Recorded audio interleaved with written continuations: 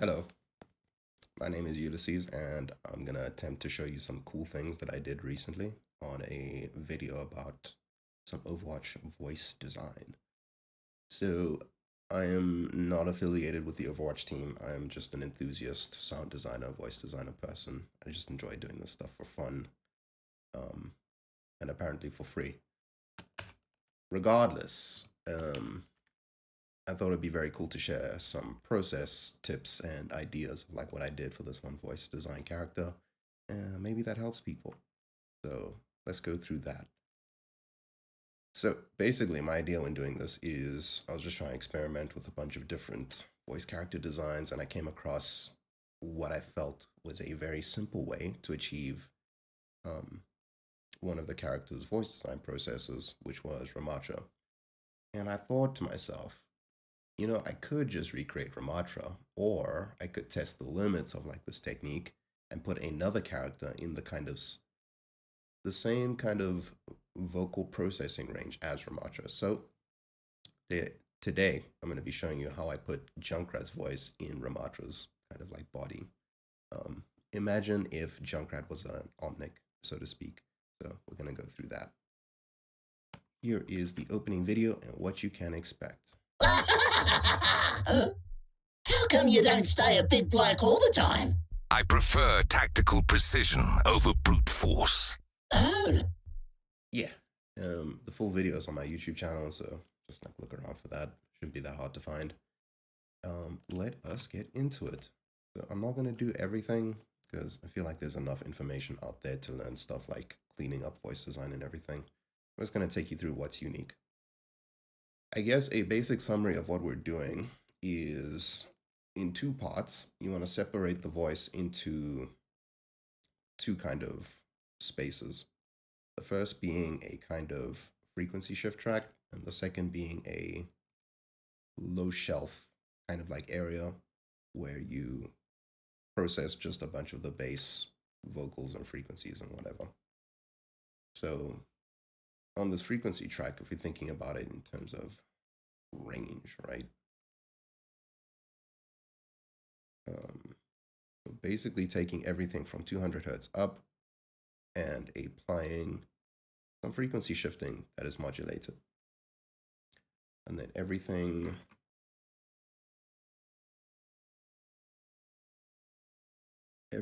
from 3K down, we are applying some bass design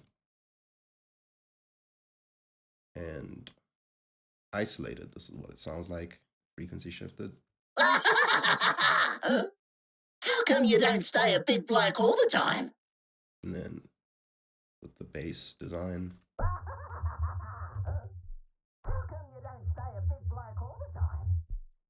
Yeah, and that's a basic summary. So in detail, let's go through what's happening over here. The first step is obviously a cleaned up vocal. Let's see if I can get this to play. Yeah, it's set up already. Yeah, so we have a through voice channel over here. You go through all of the regular cleaning up steps of like compression, gain staging, denoising, the whole like 3-course meal and whatnot. After you've done that, I generally try to do some processing that kind of like places the voice where I want to like use it specifically. So this through channel is like clean vocal, but also like setting it up for like how I want it to appear. So kind of like molding it into a specific shape before processing. After I've done that, I send all of these channels into a split frequency type of setup where track one over here, as I said, is going to be doing our first step of processing, which is the frequency shifting. So over here, you'll see that there's not too much going on. I have a specific frequency response of like carved out of like what I want to do. Boosting some places, dipping and boosting, dipping again. Yeah, you can see the meter readings over here and whatnot, and the frequency curve over here. So I won't explain each of these bumps and notches and not notches, but yeah, these bumps and dips. After I've done that, I split up the frequency over here using multipass to take this 140 to 1 kHz range and put a frequency shift on. Starting at 20 hertz, the trick with this whole frequency shift idea is that you don't want to be too extreme. And I'll show you what it sounds like if you are too extreme. But basically, you just want a little bit to like push the voice up and down. What I've noticed from Ramattra's voice in particular is that it still has a lot of like human qualities to it. So it's not full on, I don't know, like pitch corrected, sounds like pure noise, or a sine wave or something like that, or a square wave. It's like very much a kind of human voice that is like has some like robotic edge, like sheen to it. So to get that, the main idea is having this frequency shift over here, and you set it to like a low degree. Again, in the simplicity of like keeping things in a kind of human direction, I find it's useful to have a audio follower that modulates how the frequency shifter is affecting the voice. So over here, I have this very simple -2% curve on the modulation. So every time the incoming signal comes through over here, it's gonna duck down this frequency shifting by quite a bit. I think the negative range is interesting because you're kind of pushing it back into its original, I don't know, the original value. So it could like cross into the 0 point line of like frequency shifting. So it becomes like original in that sense. You can go the opposite way, but I found I like this result in particular. So this is what that sounds like. Without the wave shaping at the end here. How come you don't stay a big bloke all the time? Even more precise. How come you don't stay a big bloke all the time? How come you don't? If I were to disable the audio following, this is what it would sound like. How come you don't stay a big bloke all the time? How come you don't? And then with it. How come you don't stay a big bloke all the time? How come you don't? Yeah, you can. I hope you can hear that it's moving quite a bit more than like if I just had it be very stable on the signal and everything. This is what it sounds like if you get too extreme. First with just a straight amount, 300. How come you don't stay a big bloke all the time? How come you don't stay? So it's still like interesting, but if we're trying to get it to sound like Ramattra, it sounds a bit inaccurate, so not very useful. Similarly, if the following procedure is also a bit too extreme, I'll take this like 20%. Yeah, it just doesn't sound good at all. Or very particular. Similar thing if I bump it to 10% in a positive direction. Yeah, it just moves a bit too much. Sounds very kooky, very cartoony. Yeah. At some point, I think I was also experimenting with having a frequency shift over here. How come you don't stay a big bloke all Honestly, the time? it doesn't sound too bad. I don't know why I removed it specifically, but yeah, I guess there's a succession of frequency shifters that you put on different channels as like time goes on and everything, which helps add on to that effect. You know, it's like adding a bit more sheen over time, which can be very useful. Moving on from that though, so you frequency shifted, audio followed. Now you move on to a shaper that just gives a bit more color and brightness to the whole thing. When I started using the wave shaper, I don't believe I was too clear on like all of like how to set it up, so I just went for like a simple kind of sine looking wave because I didn't want to be too extreme. I just wanted it to like color the signal in a different way in comparison to like the saturation module that is present somewhere over here. So yeah, it's a very simple shape. Only 2 dB on the gain or drive. Mix is set to 40%. Yeah, this is what it sounds like with a bit more without color and then with color. How come you don't stay a big bloke all the time? How come you don't stay a big bloke all the time? How come? And with color. How come you don't stay a big bloke all the time? How come you don't? Yeah, so very slight but useful at the end of the day. And over here, This is more just like a cleaning setup that I had. I didn't spend too much time like trying to configure all of this and everything. Yeah, I think this is all just like basic ratios and setup and numbers and everything.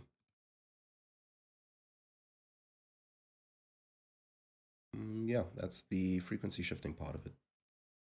The next is the base design part. So the lows can be tricky, and it took me a while to kind of like realize how important the space is. And yeah, I wouldn't have been able to figure it out without having like the reference over here, like doing some like spectral analysis and everything. So I just want to make a point of showing what I'm talking about specifically. So over here, if we play Ramattra's voice. Prefer tactical precision over brute. Prefer tactical. If we take out all of these highs and just listen to. Why is it showing that? That's wrong. Weird.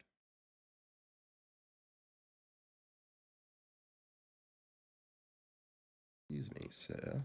How does this work? Okay, yeah, we'll do it like this. Weird. I would think it would solo. Anyways, doesn't matter. So yeah, over here, if you listen to Ramattra's voice, and we will start at 600, right? Prefer tactical precision over tactical precision over. The more we cut off from the high end, you can hear how specific the bass is in creating like the identity of Ramattra. Of course, there's this higher region over here, but that's the frequency. Apologies, shouldn't be speaking over that. But yeah, the higher we go over here, we realize like this 300 to 1k hertz range is the frequency shifting part, but this lower range over here from like 200 below is like a lot of bass frequencies that are like being very prominently pushed into our ears, I suppose. Right? And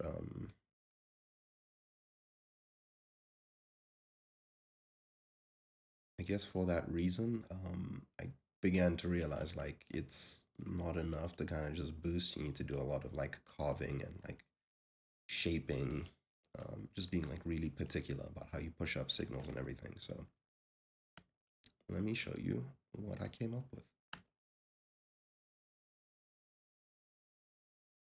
Ew. This is the chain in entirety.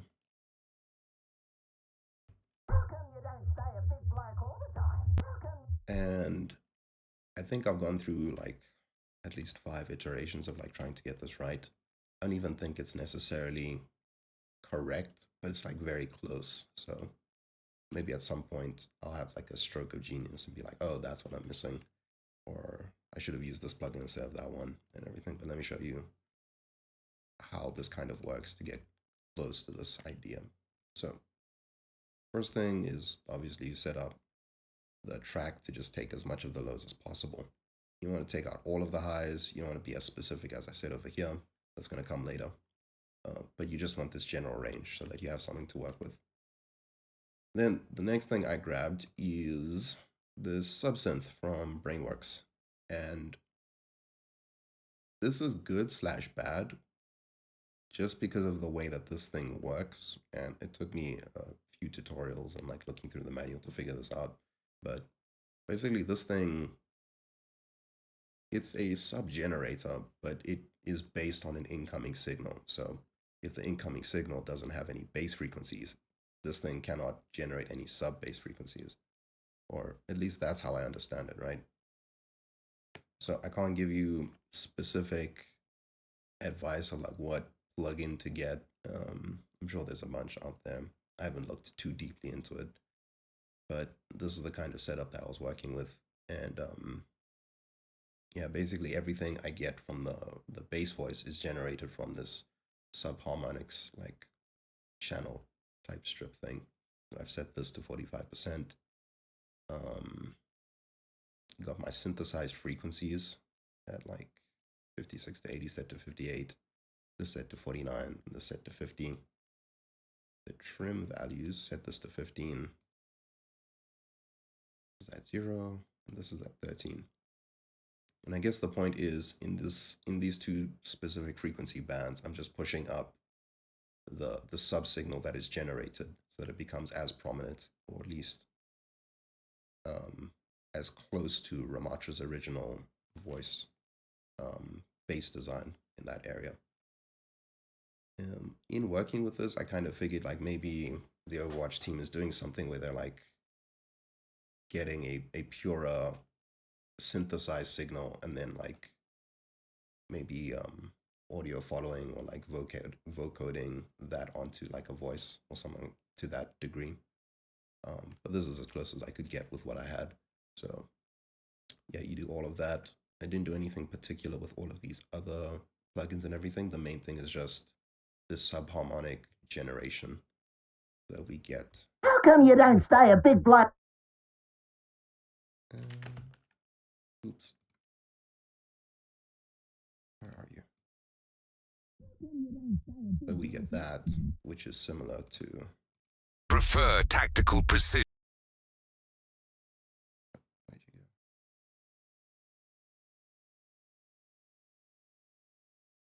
Similar to this.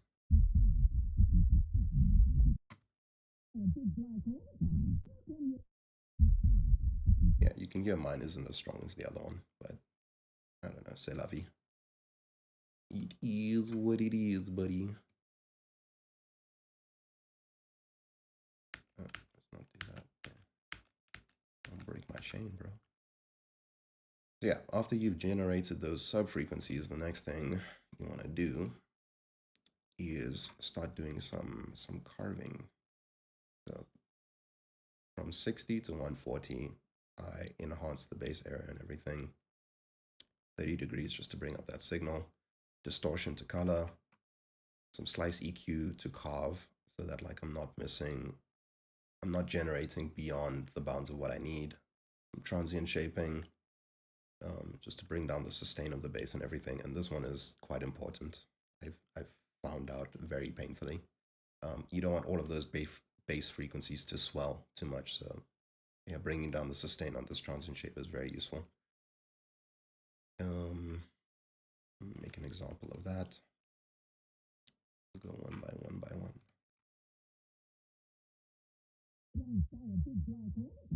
Without the gain, with gain.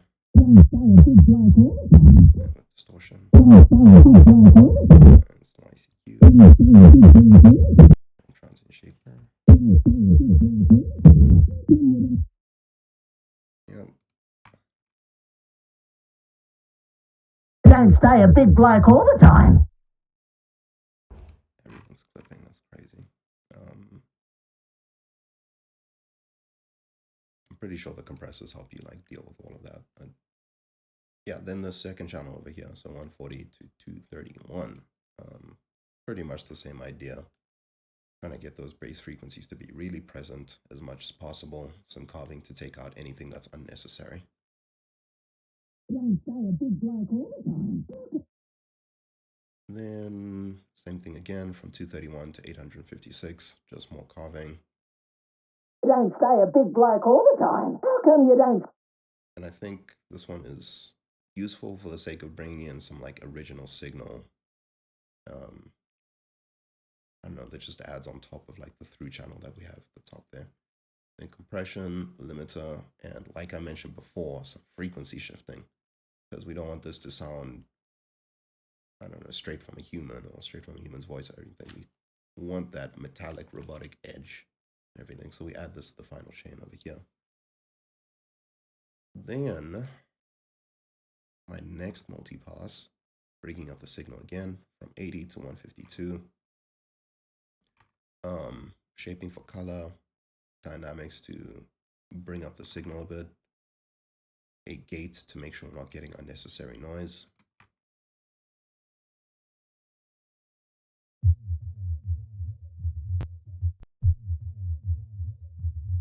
With dynamics. I feel like all of this is very slight, but it made sense when I was doing it, and I got what I wanted. Yeah, I'll mention again, gate is very important to make sure you're not getting any swelling frequencies that linger a bit too long. And again, over here, same idea, shape for color, filtering to get out any annoying frequencies, and then a compressor, make sure things aren't getting too wild, too crazy. It's bringing down the strength, dynamic range of everything. Simple enough. What it sounds like.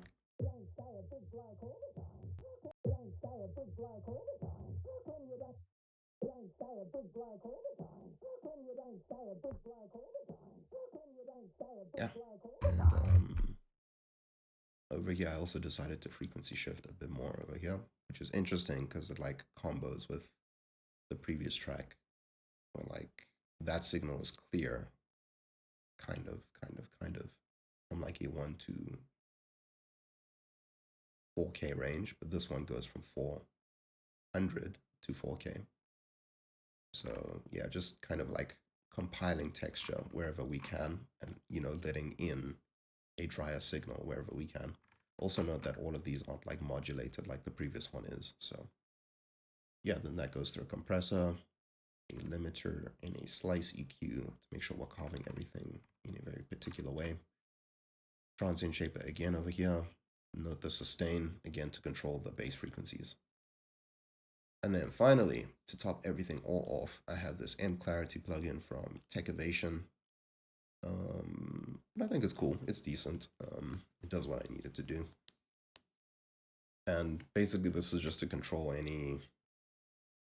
It's a spectral shaping enhancer, and from what I understand, it does a lot of cleaning up of rogue frequencies that like peak here and there in specific ranges and everything. So before, and this is after.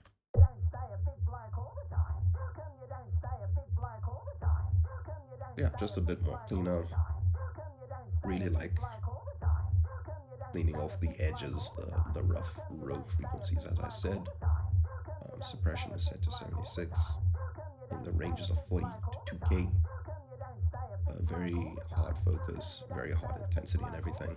And then just for demonstration's sake, let me show you the difference between what it's doing and what it's not. So that is what it's doing. And this is the compilation of like that suppression on the main signal. And then this is the filter. I don't really understand the difference, being that honest. But yeah, you put all of that together and you get the Junkrat voice, or Junkrat if he was an Omnic. Don't stay a big bloke all the time. How come you don't stay a big bloke all the time? How come? Let me do it like this rather. So we got a through signal. Don't stay a big bloke all the time. How come you don't stay a big bloke all the time? How come you don't stay a big bloke?